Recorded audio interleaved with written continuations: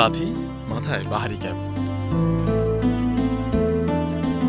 পৃথিবীর রহস্যময় সৌন্দর্যের স্বাদ নিতে বের হয়েছেন একদল সাহসী পর্যটক। তারা ছুটছেন তুরস্কের কায়সেরি প্রদেশের মালভূমির দিকে। এখানেই লুকিয়ে আছে অপার সৌন্দর্যের আবলা ক্যানিয়ন।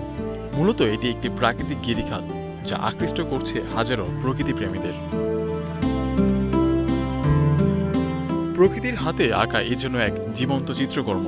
পর্বতের বুক চিরে এইভাবেই এঁকে বেঁকে চলে গেছে 3 কিলোমিটার দীর্ঘ পথ।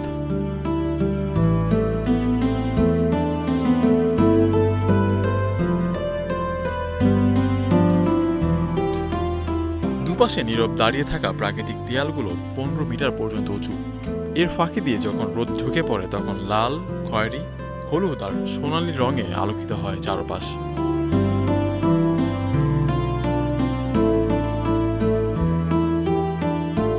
বিশাল আকারের এই পাহাড়ি পথে অনেকেই এঁকে দিয়েছেন স্মৃতিচিহ্ন।